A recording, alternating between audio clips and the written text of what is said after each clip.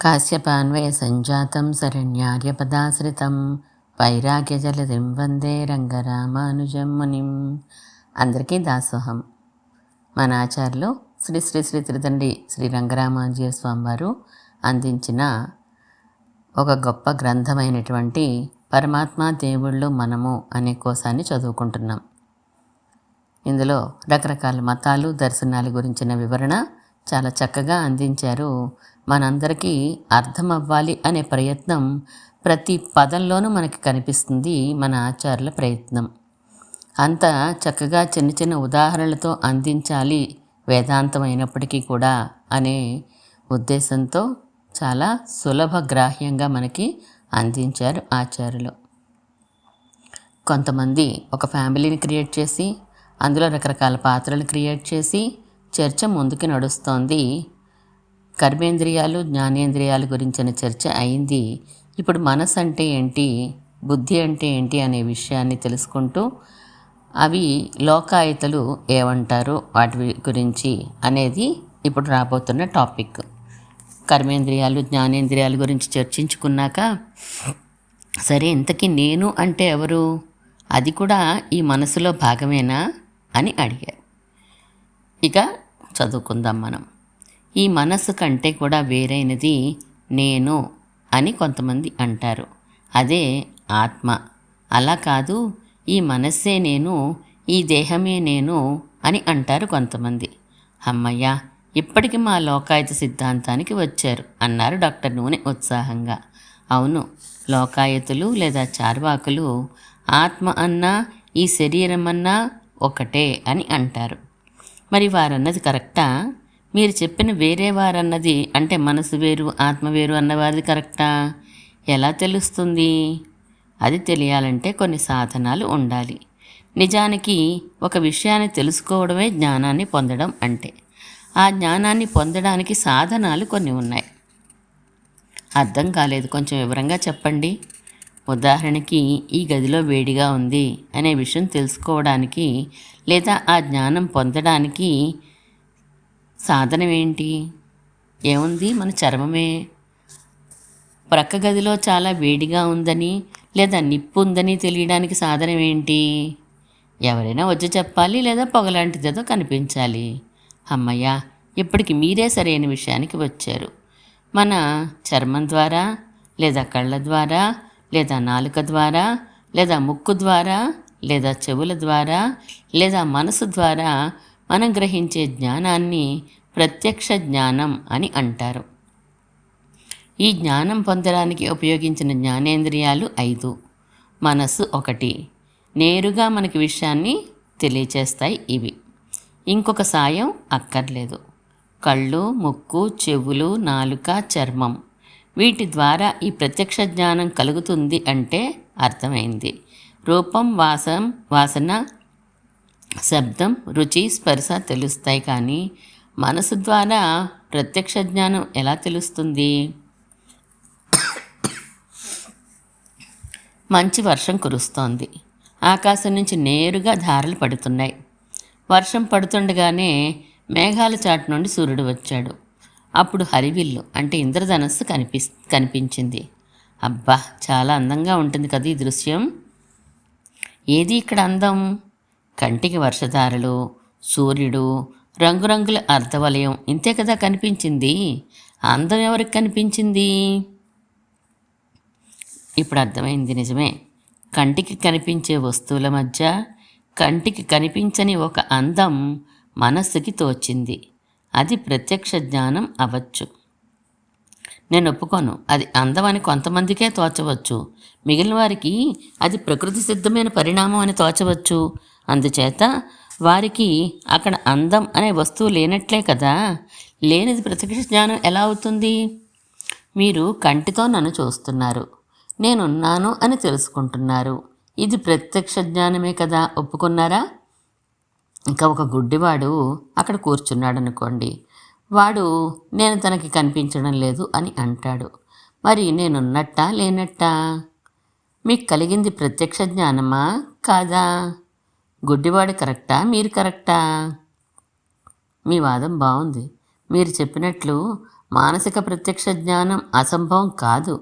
ఒక స్త్రీలో అందాన్ని ఆమె ప్రేమికుడు చూస్తాడు, కానీ ఆమె యందు ఇష్టం లేనివాడికి ఆ స్త్రీ యొక్క కళ్ళు, ముక్కు, చెవులు, కేశపాసం ఇవే కనిపిస్తాయి. కానీ వాటిల్లో ఉండే ఆమె ప్రేమికుడికి కనిపించే సౌందర్యం కనిపించదు కదా. చాలా చాలా బాగుంది ఆర్గ్యుమెంట్. అయితే మనకి ఒక విషయం తెలియాలంటే జ్ఞాన సాధనాలలో మొదటిది ప్రత్యక్షం. ఇది 6 విధాలు ఇంతవరకు తెలిసింది. ఇక తర్వాతది చెప్పండి. ఈ జ్ఞాన సాధనాలనే ప్రమాణాలు అని అంటారు. లోకాయతులు లేదా చార్వాకులు ఈ ఒక్క ప్రత్యక్ష ప్రమాణాన్నే అంగీకరిస్తారు. అంటే వారి ఉద్దేశంలో జ్ఞానాన్ని పొందడానికి లేదా ఏ విషయమైనా తెలుసుకోవడానికి మన ఈ 6 పద్ధతులే శరణ్యం, మరి ఇంకేమీ లేవు అని. ఓహో, అందుకే వారు ఆత్మ, పరమాత్మ, దేవుళ్ళు, స్వర్గం, నరకం ఇవన్నీ ఒప్పుకోరన్నమాట. మనస్సు కనిపించదుగా, దానిని ఎలా ఒప్పుకుంటారు? ఆలోచనలు చేస్తుంది కనుక అది ప్రత్యక్షమే. అలా ఆలోచనలు చేస్తున్న దానినే మనస్సు అందాం అంటారు. మరైతే దేహమే ఆత్మ, మనస్సే ఆత్మ అని మాత్రం వారు ఎందుకు అనాలి? వారి దృష్టిలో అయితే ఆత్మ అనేది లేదు, కానీ ఆత్మ అనే వస్తువుకి అది ఉందని నమ్మేవాళ్ళు కొందరు కొన్ని ధర్మాలున్నాయి అని అంటారు. ప్రాణము, చేష్ట, చైతన్యము, స్మృతి ఇలాంటివి. ఇవన్నీ దేహంలోనో మనస్సులోనో కనిపిస్తూనే ఉన్నాయి కనుక మీకు కావాలంటే దేహాన్నే ఆత్మ అని అనుకోండి, మనస్సునే ఆత్మ అనుకోండి, అంతేకాని ఆత్మ వేరే ఉంది అని అనకండి అంటారు వారు. సరిపోయింది ఇక్కడికి. ఇక ఆ తర్వాత జ్ఞాన సాధనాలు చెప్పండి. నేను చెప్పేదే ఉంది, మీరే చెప్పారుగా. పక్క గదిలో నిప్పుంది అని తెలియాలంటే పొగ వంటిదేదో కనిపించాలని. అదే రెండవ జ్ఞాన సాధనం. దీనినే అనుమానము అని అంటారు. దీనినే కదూ మీరు డౌట్ కాదు ఇన్ఫరెన్స్ అని అన్నారు, ఆ రోజు చెప్పారు. ఇది ఎలా బయలుదేరుతుంది?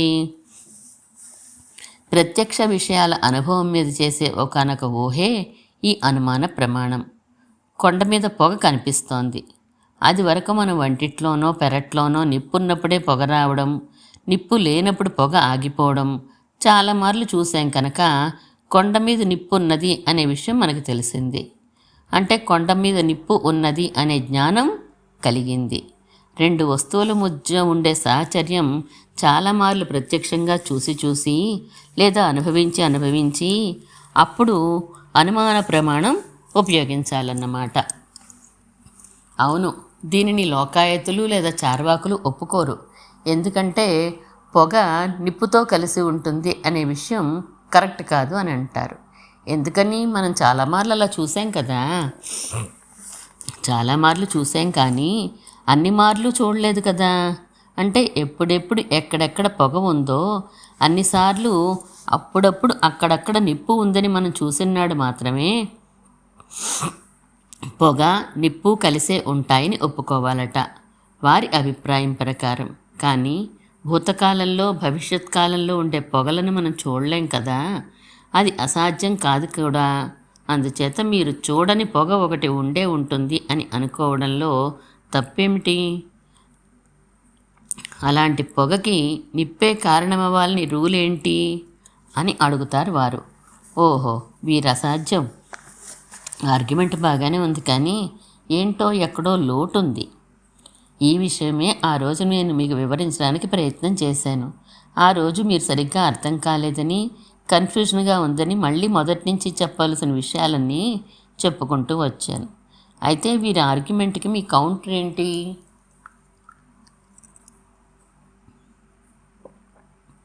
రెండు వస్తువులు ఎప్పుడు కలిసే ఉంటాయి అనే నిర్ణయంతో అనుమాన ప్రమాణాన్ని ఉపయోగిస్తూ ఉంటే వాళ్ళు చెప్పింది నిజమే. ఎందుకంటే లోకంలో అన్ని సందర్భాలను మనం చూడడం జరగదు. ఇవి రెండు ఇదివరకు కలిసి ఉన్నాయి కనుక ఇప్పుడు ఒకటి కనిపిస్తోంది కనుక ఇంకొకటి ఉండే ఉంటుంది అని నిర్ణయం చేసుకోవడం తప్పే కదా. రామారావు గారు కృష్ణారావు గారు కలిసి తిరుగుతూ ఉండడాన్ని చాలా మార్లు చూశాం కనుక రామారావు గారు కనిపించగానే కృష్ణారావు గారు ఉండి తీరాలి అనే నియమం ఉండదు కదా. అవునవును, అందులో ఒకరికి మరణం సంభవించిన పక్షంలో ఇది అసలు కుదరదు కదా. కానీ అనుమాన ప్రమాణం అనేది రెండు వస్తువులు కలిసి ఉండడం మాత్రం చేత బయలుదేరదు, కార్యకారణ భావంతో బయలుదేరుతుంది. అంటే మట్టితో కుండ తయారవుతుంది కనుక మట్టి కారణము, కుండని కార్యము అంటారు. అలాగే నిప్పు కారణము, పొగ కార్యము. అందుచేత రెండు వస్తువులను చాలా మార్లు చూసినప్పుడు ఆ రెండిటికీ మధ్య కార్యకారణ సంబంధం నిర్ణయమైతే, అంటే ఒకదానికి వలన ఇంకొకటి వస్తుంది అనే నిర్ణయానికి మనం వచ్చినప్పుడే అనుమానం అనే ప్రమాణానికి కరెక్ట్ అయ్యి అదే జ్ఞాన సాధనం అవుతుంది. చాలా స్పష్టంగా ఉంది. రామారావు కృష్ణారావుల మధ్య మనం చూసింది సహచర్యమే, నిప్పు పొగల మధ్య చూసింది సహచర్యమే. అయినా అంతకు మించిన కార్యకారణ సంబంధం కూడా ఉంది నిప్పు పొగల మధ్య. పొగ లేకపోయినా నిప్పు ఉంటుందేమో కానీ నిప్పు లేకుండా పొగ ఉండదు. మరి ఈ ఆర్గ్యుమెంట్ విషయంలో చార్వాకులు ఏమంటారో, ఒకే కార్యానికి అనేక కారణాలు ఎందుకు ఉండకూడదు అని అడుగుతారు. వెలుగు కార్యం అయితే చంద్రుడైనా కారణం అవ్వచ్చు, సూర్యుడైనా కారణం అవ్వచ్చు, దీపమైనా కారణం అవ్వచ్చు. ఇందులో ఏదని నిశ్చయిస్తాము అని అడుగుతారు. కానీ పొగకి నిప్పు ఒకటే కదా కారణం అవ్వాలి. అలాంటి చోట్లే ఉపయోగిద్దాం ఈ అనుమాన ప్రమాణాన్ని. ఇందులో వారికి అభ్యంతరం ఎందుకు ఉండాలి? ఒకచోట ఒకసారి ఒక కార్యానికి అనేక కారణాలు ఉన్నట్టు రుజువైంది కదా. అంటే వెలుగు అనే కార్యానికి సూర్యుడు చంద్రుడు ఇలా అనేక కారణాలు ఉన్నాయి అని రుజువైంది కదా. మరి మిగిలిన చోట్ల మాత్రం భూతకాలంలోనో భవిష్యత్ కాలంలోనో అలా ఎందుకు రుజువు అవ్వకూడదు? నిప్పు లేకుండా పొగ ఎప్పుడైనా భవిష్యత్తులో రావచ్చునేమో. మనకి తెలియని పాతకాలంలో నిప్పు లేని పొగ ఉండేదేమో. అందుచేత అనుమానాన్ని బట్టి అన్ని కాలాల్లో ఉన్న అన్ని దేశాల్లో ఒక ప్రమాణంగా అంగీకరించలేము అంటారు ఈ చార్వాకులు. ఇక చాలండి వారి వితండవాదన, వేరే ప్రమాణానికి వెళ్దాం అన్నారు. తాతగారు, వితండవాదన అంటే? వినీతకు ప్రశ్న అడిగే అవకాశం వచ్చింది. ఇద్దరు చర్చించుకుంటూ ఉంటే అది 3 విధాలుగా ఉంటుందిటమ్మా. అసలు యథార్థ విషయం ఏందో తెలుసుకుందాం అని చెప్పే ఆర్గ్యుమెంటు ఒకరిది ఒక రకమట. దీనిని వాదము అని అంటారు. రెండో రకంలో ఎదుటివారు చెప్పింది ఖండించి తమ చెప్పిందే నిలబెట్టుకుందాం అనే ప్రయత్నం చేస్తూ ఉంటారు. దీనినే జల్పము అని అంటారు. మూడో పద్ధతిలో తనకంటూ నిలబెట్టుకోలేనిది ఏమీ ఉండదట, ఎదుటివారు చెప్పింది కాదనడమే ప్రయోజనంగా వాదిస్తారు. దీనినే వితండవాదం అని అంటారు. ఇదేదో నాకు తెలియదండోయ్, వినీత మంచి ప్రశ్నలే అడుగుతోంది. ఇలాంటివి అడగాలని కూడా మాకెవరికీ తోచడం లేదు.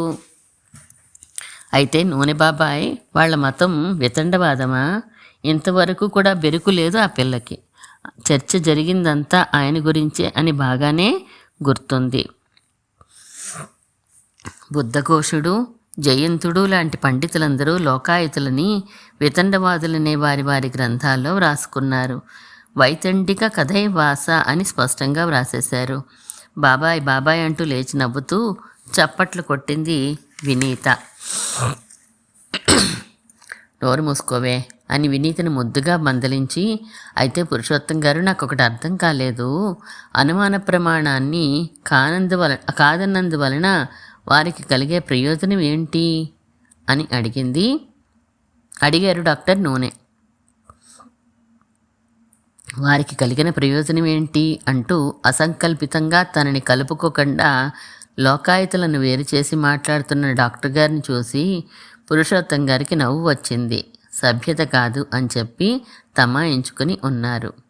అనుమాన ప్రమాణాన్ని ఒప్పుకుంటే నీతమైన కార్యకారణ సంబంధాన్ని ఒప్పుకొని తీరాలి. అప్పుడు ఈ జగత్తు కార్యం కదా. దీనికి కారణం ఏంటి అనే ప్రశ్న బయలుదేరక తప్పదు. ఏదో ఒకటి చెప్పినా మళ్ళీ దానికి కారణం ఏంటి అని అడగక తప్పదు. చివరికి ఇది ఏ దేవుడి దగ్గరికి వెళ్ళిపోతుందో అని ఒక భయం. ఒకసారి వెళ్ళిందంటే ఇక వారి సిద్ధాంతమంతా జీరోయే కదా. నిజానికి వారు అనుమాన ప్రమాణాన్ని పూర్తిగా అంగీకరించకపోలేదు. తమకిష్టమైన సమయాల్లో అంగీకరిస్తూనే ఉన్నారు. తమ సిద్ధాంతం పడిపోతుంది అన్న అనుమానం వస్తే మాత్రం ఆ అనుమాన ప్రమాణాన్ని కూడదు అని అంటారు. ఇక చాలండి బాబు ఈ అనుమాన ప్రమాణం. ఇంకొకటి చెప్పండి. రఘురామయ్య గారి ఈ మాట తీరుతోటి చార్వాక సిద్ధాంతం మీదకి వారికి నమ్మకం వదిలినట్టుందే అనుకున్నారు పురుషోత్తం గారు. ఇంచుమించు ఇదే భావన కనలాడింది శకుంతలమ్మ గారి మనసులో కూడా. వీరి ఇదివరకటి అభిప్రాయాలు అంతో ఇంతో బీటలు వేశాయా ఏమిటి అనుకుంటున్నారు ఆమె కూడా. సుబ్రహ్మణ్యం కూడా ఈ చర్చలో ఉండడం ఆమెకి మరింత ఆశ్చర్యంగా ఉంది. పురుషోత్తం గారు కొనసాగిస్తున్నారు. ఏదైనా విషయం తెలుసుకోవడానికి అంటే జ్ఞాన సాధనకి తర్వాత ముఖ్యమైనది శబ్దం అంటే ఆప్తవాక్యం. మనకి ఆప్తులైన వారు కొన్ని శబ్దాలని ఉచ్చరిస్తే మనకి జ్ఞానం కలిగింది అని అంటాం. ఆప్తులంటే ఎవరి తాతయ్య ఆప్తులు? వినీత ప్రశ్న. ఆప్తులంటే చూసింది చూసినట్లు చెప్పేవారమ్మా. అంటే ఏంటో అర్థం కాలేదు తాతగారు. నువ్వు ఫోన్ చేసావు కదమ్మా నిన్న సుబ్రహ్మణ్యానికి, నాకు ఒంట్లో బాగాలేదని. నీ మాట వాడు నమ్మాడు. నువ్వు ఉన్నదన్నట్లు చెప్తావని, అందుచేత నువ్వు వాటికి ఆప్తురాలివి అన్నమాట. నీ మాటల వలన వాడికి నాకు ఆరోగ్యం బాగులేదు అనే జ్ఞానం కలిగింది. తెలిసిందా? శకుంతలమ్మ గారు వివరించారు. అయితే ఒకటి, ఉత్త శబ్దాలు జ్ఞానాన్ని కలిగించవు. అర్థాన్నిచ్చే శబ్దాలు మాత్రమే తీసుకోవాలి. అర్థాన్నిచ్చే ఒక అక్షరాన్ని కానీ 2, 3, 4 లేదా అంతకు పైన అక్షరాలున్న సముదాయాన్ని కానీ పదం అని అంటారు. పురుషోత్తం గారు చెప్పారు. ఒకే అక్షరం ఉంటే పదం ఎలా అవుతుంది? వినీత మళ్ళీ అడిగింది. పదం అంటే అర్థాన్ని ఇస్తే చాలమ్మా.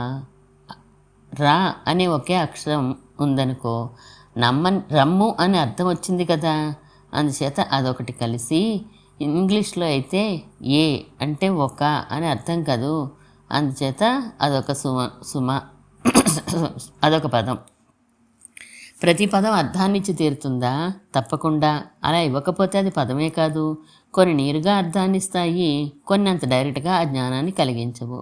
కొంచెం వివరంగా ఈ ఇండైరెక్ట్ జ్ఞానాలు చెప్పండి అడిగారు రఘురామయ్య గారు. ఉదాహరణకి గంగానది అన్నాం అని అనుకోండి. ఒకనొక దేశంలో ప్రవహించే నీరు అని నేరుగా అర్థమైపోతోంది కదా. ఇంకా ఇలా కాకుండా ఈ పళ్ళు గోదావరిలో పడేయండి అన్నామనుకోండి. పళ్ళు గోదావరిలో నిండుతాయా? నిండవు. మరి మన ఉద్దేశం గోదావరి మధ్యనున్న లంకల్లో పండేయి అని, కానీ గోదావరి జిల్లాలో పండేయి అని కానీ డైరెక్ట్గా కాకపోయినా ఈ శబ్దాలు మనం అనుకున్న జ్ఞానాన్ని ఇస్తున్నాయి కదా. ఇంకో రకం ఉంది. సపోజ్ వినీతకి ఇల్లు ఊడవడం చేత కాదు, అయినా తయారైంది. కాసేపు తుడిచాక శకుంతలమ్మ గారు వచ్చి, మహాబాగా తుడిచావు, చెప్తే విన్నావా అని సాగదీశారనుకోండి. అంటే అర్థం ఏంటి? పదాలకి రుణాలు లక్ష్యం తీసుకుంటే చాలా బాగా తుడిచింది అని అర్థం. కానీ అంతర్లీనంగా ముసలమ్మ గారి అభిప్రాయం ఏమీ బాగా తొడవలేదు, ఏమీ చేత కాదు అని ఆర్తి ఇక్కడ. ఇహపరాలు ఇలా పదాలు లేదా వాక్యాలు 3 రకాలుగా జ్ఞానాన్ని కలిగించవచ్చు. వాటిని అభిధ, లక్షణ, వ్యంజన అని అంటారు. ఇంకా వీటిల్లో రకరకాలు ఉన్నాయనుకోండి అని ఇప్పుడు అవసరం లేదులేండి, మనకి సుదీర్ఘంగా చెప్పారు పురుషోత్తం గారు. మాట్లాడేస్తూనే ఉంటాం, కానీ ఇలా విడదీసి మేము ఎప్పుడూ ఆలోచించలేదు. అన్నీ ఇలా అర్థం చేసుకోవాలంటావా ఫిలాసఫీ కావాలంటే అని అడుగుతున్నారు. మిగిలిన విషయాల్ని రేపు తెలుసుకుందాం. శ్రీమన్ మహాభూతపురే శ్రీమత్ కేశవ యజ్వర కాంతిమత్యా ప్రతూతాయ ఇతి రాజాయ మంగళం.